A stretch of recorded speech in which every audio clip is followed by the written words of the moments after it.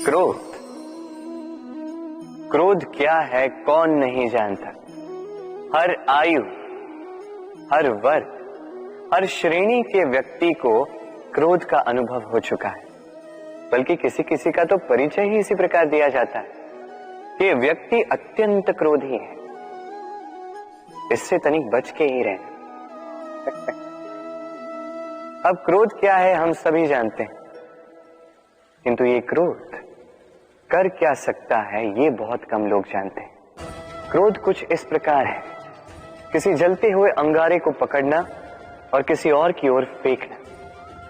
अब इसके पीछे आपकी मंशा होती है सामने वाले को जलाने की, किंतु उससे पहले तो आपके स्वयं के हाथ जल जाते हैं। तो स्मरण रखिएगा, जब भी आप किसी और पर क्रोध करते हैं, सर्वप्रथम वो आपके विनाश का कारण बनता है। मैं कहता हूं जब इस संसार में करने के लिए प्रेम है तो क्रोध करना ही क्यों।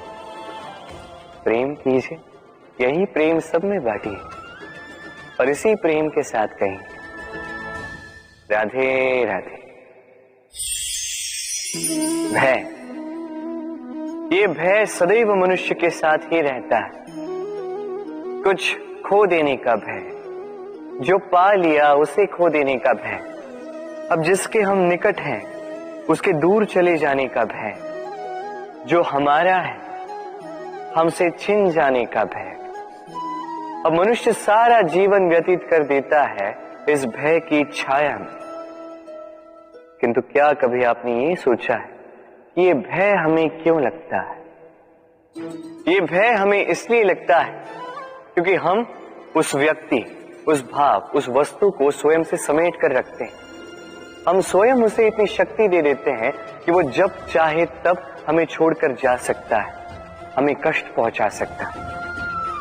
किंतु यदि हम उस भाव, उस व्यक्ति, उस वस्तु से निर्लिप्त रहें, उसके आकर्षण से हम मुक्त हो जाएं, तो ना ही वो हमें छोड़कर जा सकता है, ना ही हमें कष्ट पहुंचा सकता है।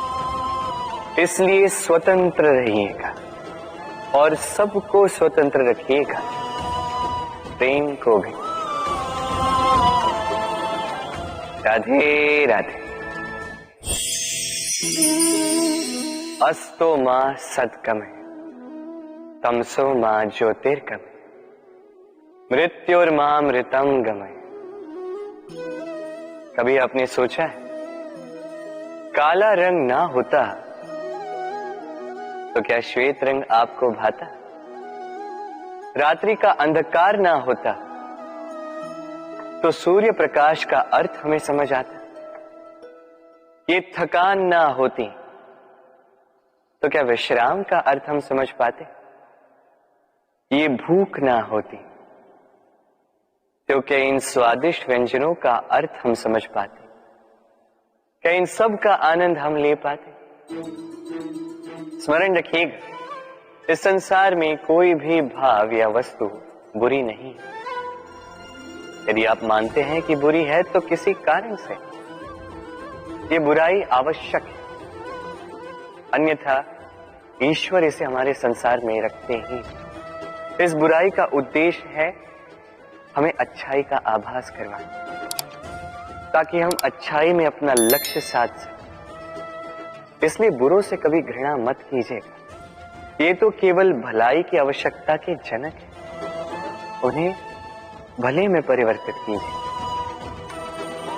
असत्य से सत्य की ओर ले जाए, अंधकार से प्रकाश की ओर ले जाए, मृत्यु से अमरत्व की ओर ले जाए, किंतु प्रेम के पथ से। राधे राधे। अक्सर हमारे पास एक बहाना होता है, एक खींच होती है कि संसार में हम करें तो क्या करें, जो हम करना चाहते हैं वो पहले ही कोई कर चुका है, हमारे पास तो कुछ करने के लिए ही नहीं है। यदि आपको उदाहरण दूं तो इन पूजा की थालियों को देखिए, पहले से ही सब कुछ सज्ज करके रख दिया गया है। अब ऐसे में हम सोचते हैं कि करना क्या शेष है, सब कुछ तो पहले ही हो चुका है। अब यहाँ पे समस्या कर्तव्य में नहीं है, यहाँ समस्या हमारी सोच में है। हम ये सोचने में समय व्यतीत करते हैं कि क्या हो चुका है।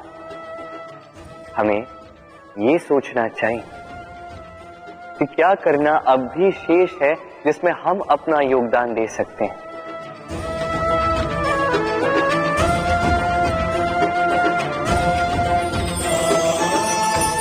समझे? संसार में ऐसा कोई कार्य नहीं जो पूरा हो।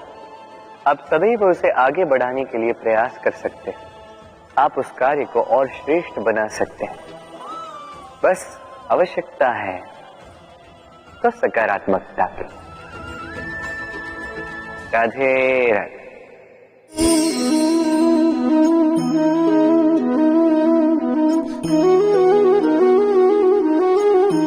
चलिए आज आपसे एक प्रश्न पूछता हूं। मनुष्य अंधकार से भयभीत रहता है, ऐसा क्यों? इसका उत्तर है कि इस अंधकार में मनुष्य कुछ देख नहीं पाता, न आगे देख पाता है न पीछे। आसपास क्या है समझ नहीं पाता, न अपनी राह देख पाता है न अपना लक्ष्य। इसके कारण अपना विश्वास खो देता है और इसी कारण से भयभीत हो जाता है। चलिए अब आपसे एक और प्रश्न करता।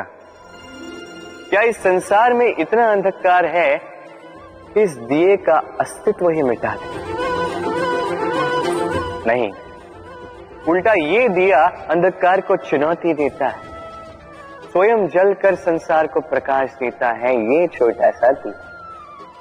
अब जब ये छोटा सा दिया अंधकार से भयभीत नहीं होता, तो भला आप क्यों असफलता से भयभीत होते हैं? आपके भीतर एक अमर आत्मा है, बस आवश्यकता है तो उस आत्मा को जगाने की। अपने भीतर की इस ऊर्जा को जगाकर तो देखिए, सब कुछ दिखेगा। राधे राधे। विवाह प्रेम का लक्ष्य है, ये भ्रम है था।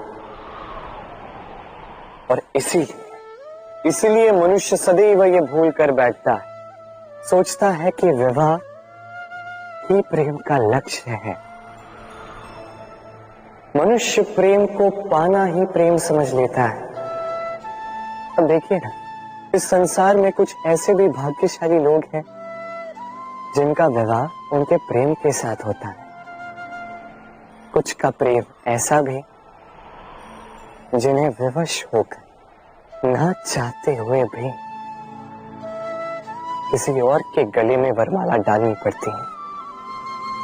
किंतु ये दोनों भूल कर बैठते हैं था।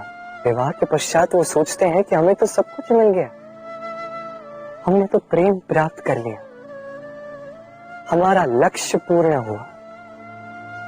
किंतु उसके पश्चात ये जो प्रेम है था कहीं ना कहीं खो जाता। और जिन्हें प्रेम ना मिला, वो प्रेम ना मिल पाने की पीड़ा में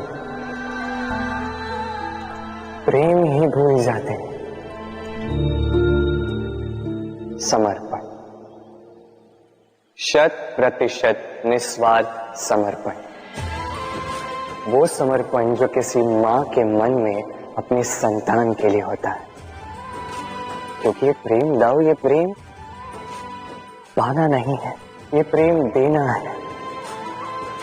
अपने आप को, अपने अस्तित्व को, अपनी आत्मा को समर्पित कर देना। ये प्रेम ना ही शारीरिक है ना ही भौतिक। ये प्रेम तो अपनी आत्मा का समर्पण है। ये विवाह एक संबंध अवश्य है और इसमें कुछ भी अनुचित नहीं है। ये विवाह प्रेम से प्रतिबंधित नहीं है था। ये प्रेम कहीं ऊंचा है। अब यदि मैं आपको उदाहरण दूं, तो क्या राधा के विवाह के पश्चात मैं उसके सुख की कामना करना छोड़ दूं? कैसे मैं प्रयास न करूं कि राधा जीवन में सदा सदा के लिए सुखी रहे? क्या मेरे मन में राधा के लिए प्रेम कम हुआ? कृष्ण का राधा के प्रति प्रेम कृष्ण में समाहित है ना। दाऊ, ये प्रेम पाप तब बन जाएगा जब इस प्रेम के बदले हम कुछ चाहेंगे, किंतु यदि ये प्रेम समर्पित हो तो ना ही ये अनीति है, ना ही ये पाप है। पर सेतु बांधने की कथा के विषय में तो आपने सुना ही होगा। श्री राम की सेना को 100 योजनों के समुद्र को पार करके लंका पर आक्रमण करना था। वास्तुका, नल और नील ने सेतु बांधने का उपाय सोचा, किंतु अब सेतु बांधा कैसे जाए? समुद्र इतना गहरा है, कितने पत्थर डाले जाए कि पार करने लायक स्थान हम समुद्र से ले सके। तब किया गया एक काम, पत्थरों पर लिखा गया राम का नाम, और जब इन पत्थरों को सागर में फेंका गया तब वो तैरने लगे। अब कोई कहेगा ये राम के नाम की महिमा है, कोई कहेगा ये नारायण का कोई चमत्कार है, किंतु नहीं, ये राम का वो गुण है, उनके व्यक्तित्व की वो महानता है जिसने उनका प्रतिनिधित्व किया कि पत्थर भी इस सागर में तैरने लगे।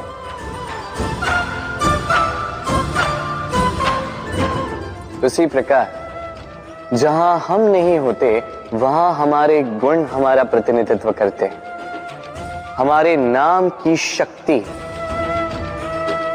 हम स्वयं बनाते हैं अपने कर्मों से, अपने गुणों से। अब चयन आपका है, आपके नाम के सहारे कोई विपदा से बाहर निकल आता है या आपके अपयश के दुष्कर्मों से कोई डूब जाता है। अच्छे से चयन कीजिए। राधे राधे। कभी किसी पंछी को देखा है?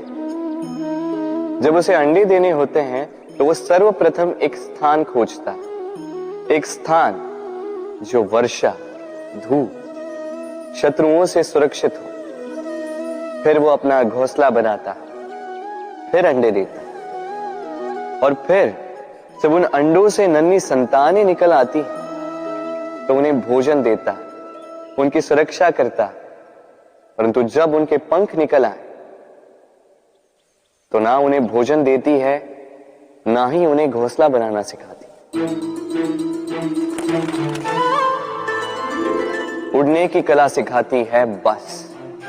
फिर वो नन्ही संतानें उड़ने की कला सीखकर स्वयं अपना भोजन लाना सीख जाती, स्वयं घोंसला बनाना सीख जाती। और हम मनुष्य क्या करते हैं? संतान के बड़े होने के पश्चात भी उनकी चिंता में सूखते हैं, प्रयास करते हैं कि उनके लिए घर बना सके, और अपनी संतान को और भी शक्तिशाली बनाने के स्थान पर पंगु कर जाते हैं। जीवन में वही कीजिए जो एक पंछी करता है। अपनी संतान को उड़ने की कला सिखाई, संस्कार दीजिए, और एक समय के पश्चात उसे स्वयं अपना आकाश चुनने को मुक्त कर दीजिए। राधे राधे।